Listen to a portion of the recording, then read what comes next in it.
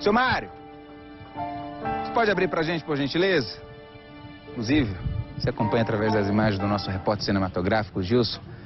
Os policiais civis estão aqui na manhã dessa sexta-feira, né? Depois de tudo que aconteceu, está aqui ele, o Mário Ferreira. Tudo bom com o senhor? Tudo bem, graças a Deus. A gente pode entrar?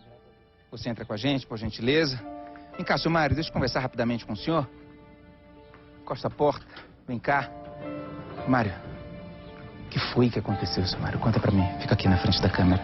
Aconteceu que eu fui comprar um alimento para minha casa, meu dinheiro não deu suficiente, eu recebi um Bolsa Família de R$70, não tinha saído. Eu fiz um ato de desespero, eu coloquei um produto dentro da minha bolsa para o alimento do meu filho. Fui detido, tá certo que um delito, né, cometeu, tem que ser. Me arrependo muito, muito, muito disso.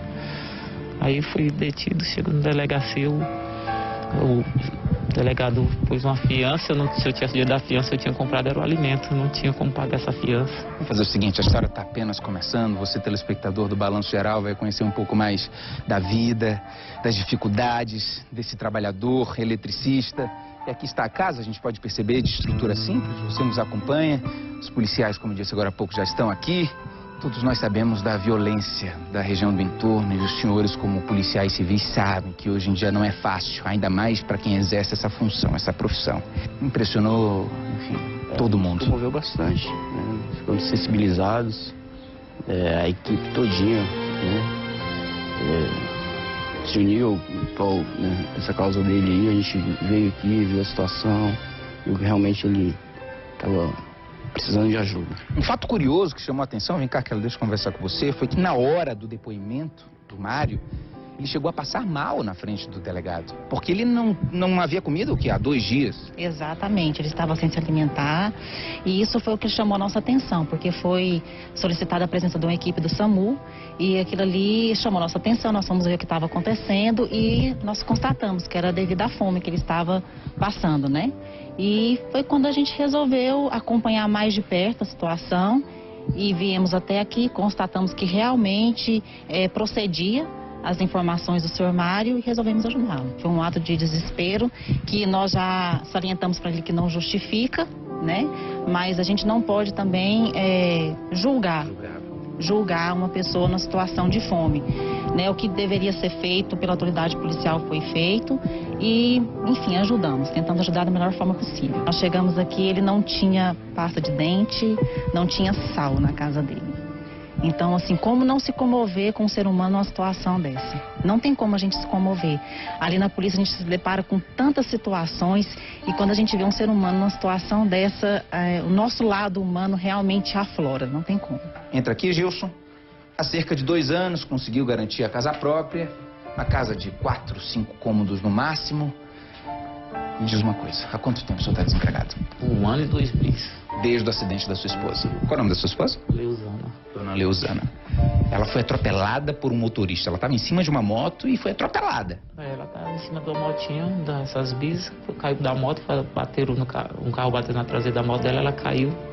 Foi para o hospital, ficou em estado de coma uns 18 dias e o resto do ano no hospital, se recuperando. Teve traumatismo craniano e uma perfuração nos rins. Depois disso, depois desse acidente, ela não conseguiu mais trabalhar? Não. Ela ajudava o senhor nas despesas da Com casa? certeza, era que me ajudava. Eu trabalhava, sou eletricista de manutenção, técnico de manutenção. Trabalhava, tive que largar o serviço, pedir para sair para cuidar da minha esposa, que ela tive que entrar na justiça para conseguir o UTI para ela, porque senão ela não sobrevivia. A gente sabe o drama que é precisar do Sistema Único de Saúde para se manter vivo aqui no país de uma forma geral. O seu Mário tem arroz, tem açúcar, tem farinha, tem óleo, né? Tem a cesta básica para sobreviver. Abre a geladeira aí, o seu Mário. Gilson, mostra a geladeira. Hoje está farta essa geladeira. Mas até ontem não tinha absolutamente nada disso. O que tinha dentro dessa geladeira, seu Mário? O gelo e essa garrafa d'água. Só? Só. Sabe quem comprou toda essa comida? Foram os próprios policiais civis. Eu confesso para você de casa que eu nunca tinha ouvido falar numa história parecida como essa. Policiais civis, no exercício da profissão, se comoverem com a história desse homem, Mário Ferreira, 45 anos, preso porque furtou 2 quilos de carne, mas eu não estou aqui, senhor Mário, para julgar o senhor. Foi num ato de desespero ali. Puro desespero, puro desespero.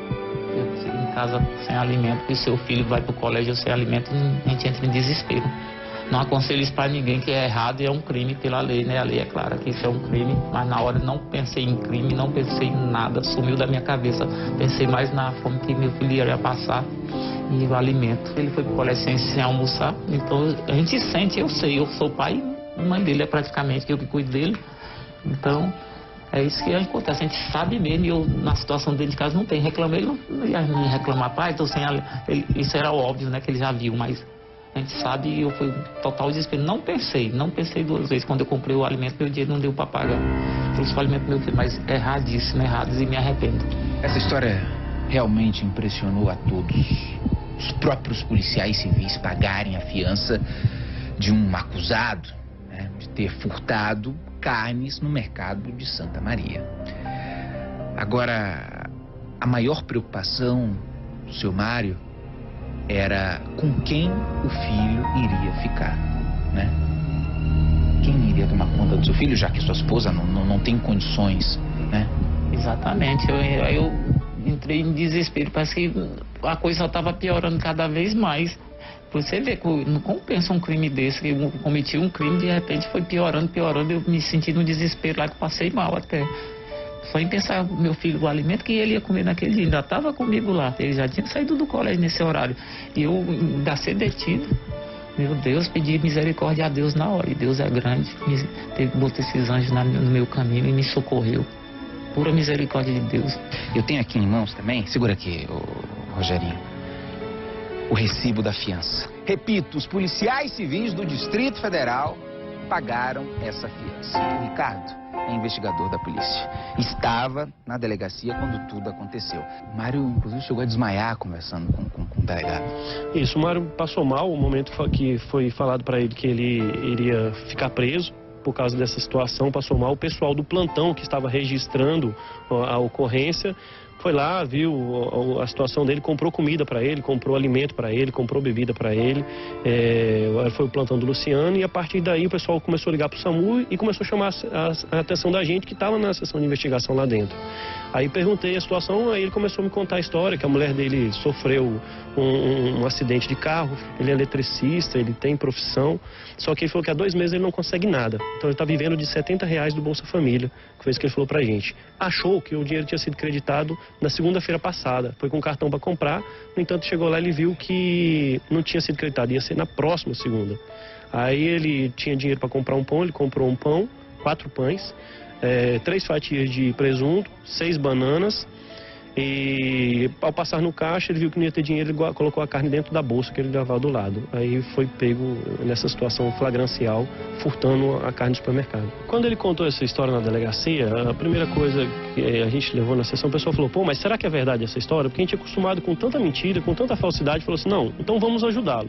Aí foi feita uma vaquinha na delegacia, todo mundo ajudou com 5, 10, 20 reais, como podia, arrecadamos o que tinha lá e falou: vamos até a casa dele, levar ele no Jardim Ingá e constatar se o que ele está falando pra gente é verdade. Chegamos na casa dele aqui, não tinha sal, ele não tinha pasta de dente.